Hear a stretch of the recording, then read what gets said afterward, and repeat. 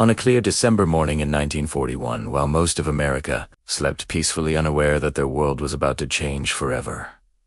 a woman named Grace Elizabeth Townsend sat alone in a wooden observation tower on the coast of Massachusetts,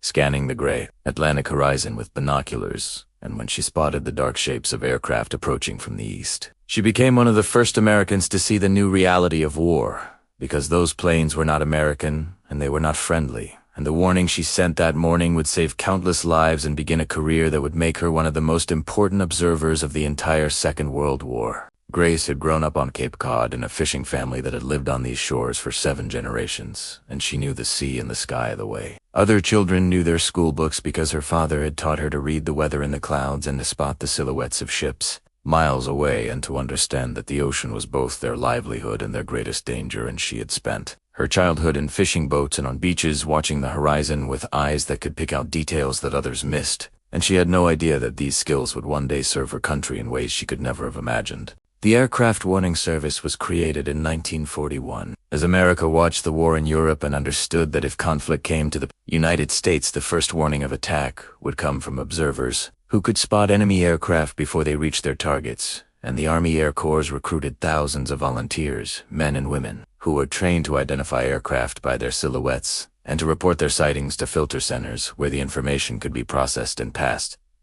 to military commanders. And Grace was among the first volunteers on the East Coast, joining in February 1941, almost a year before Pearl Harbor, because she believed that war was coming and she wanted to be ready. But what happened next changed everything, because when the Japanese attacked Pearl Harbor on December 7, 1941, the observation network that Grace was part of suddenly transformed from a precautionary measure into the first line of defense against what everyone feared might be an imminent attack on the American mainland. And Grace was assigned to a permanent post at Highland Light on Cape Cod, one of the highest points on the eastern seaboard, where she could see 4 miles in every direction, and where her eyes would be among the first to spot any threat approaching from across the Atlantic. The tower at Highland Light was a simple wooden structure, barely more than a platform, with a roof and walls that did little to keep out the wind and rain and cold. And Grace spent 12-hour shifts there day after day, scanning the horizon with her binoculars and logging every aircraft she saw and calling in reports to the filter center in Boston. And the work was tedious and lonely, and most days nothing happened. But she understood that the one day when something did happen, her warning might be the difference between life and death for thousands of people.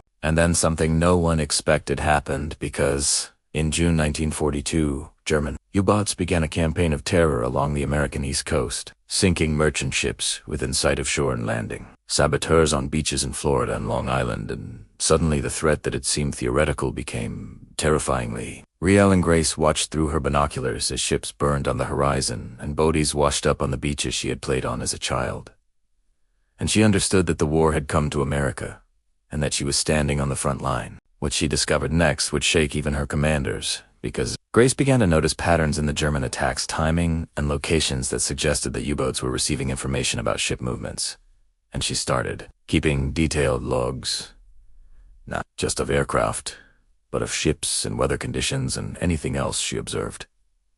And she began to see connections that others had missed. And when she reported her observations to her superiors, they initially dismissed her, but one Naval Intelligence officer took her seriously, and what he found confirmed her suspicions and led to the exposure of a German spy ring operating on the Cape. Behind these observations, a secret waited, because Grace had inadvertently become an intelligence asset, and the Navy quietly expanded her responsibilities, asking her to report not just on aircraft, but on everything she saw, and she became the unofficial eyes and ears of the entire Cape Cod coastline. And her reports went not just to the filter center in Boston, but directly to Naval Intelligence in Washington, and she was given specialized training in identifying German aircraft and submarines. And she was told that her work was classified and that she could not tell anyone, not even her family, what she was really doing. The work took its toll, because Grace spent thousands of hours alone in that tower, watching and waiting, and seeing things that she could never unsee, like the merchant ships that exploded in flames when torpedoes hit them, and the oil slicks that spread across the water, marking graves that would never be found,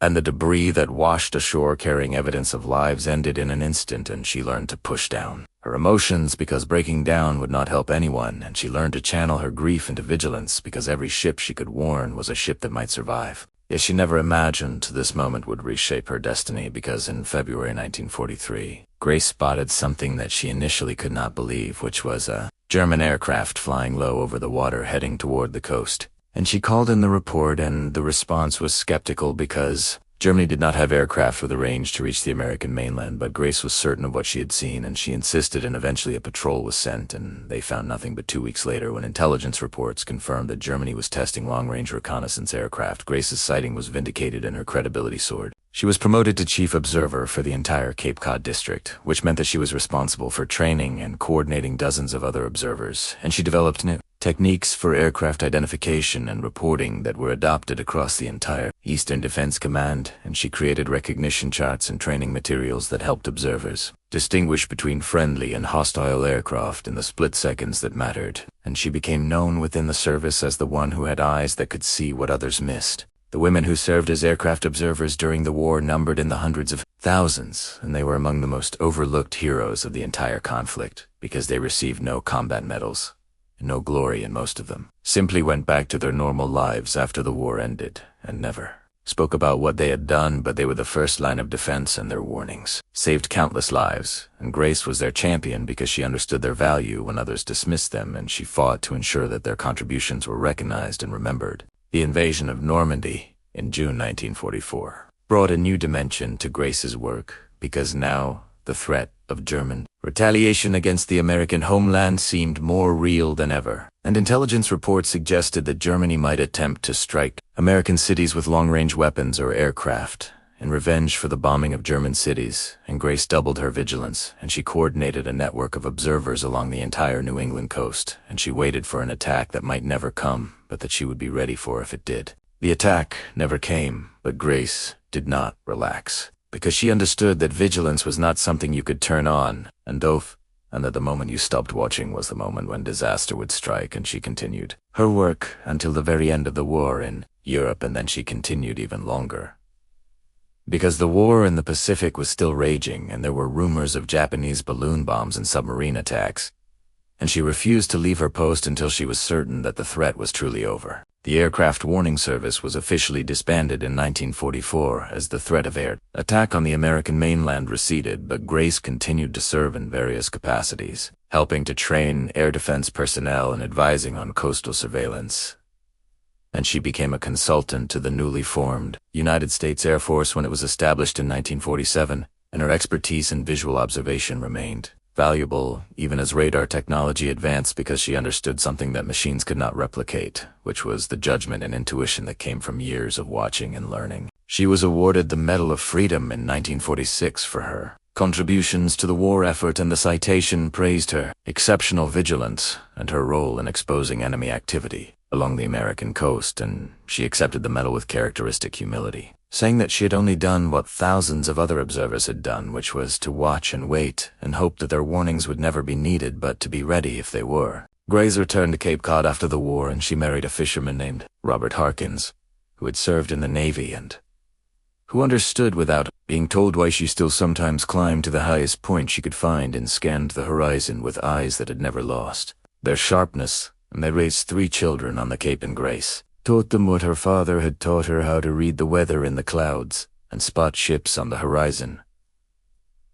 and understand that watching and waiting were themselves forms of action. She continued to serve her community for decades as a volunteer, firefighter, and an emergency services coordinator, and she was the person everyone called when there was a coastal emergency, because she knew the waters and the weather and the geography better than anyone alive, and she remained until the end of her life what she had always been, which was a watcher and a guardian, someone who took seriously the responsibility of protecting the people she loved. Grace Elizabeth Townsend Harkins died in 2008 at the age of 86,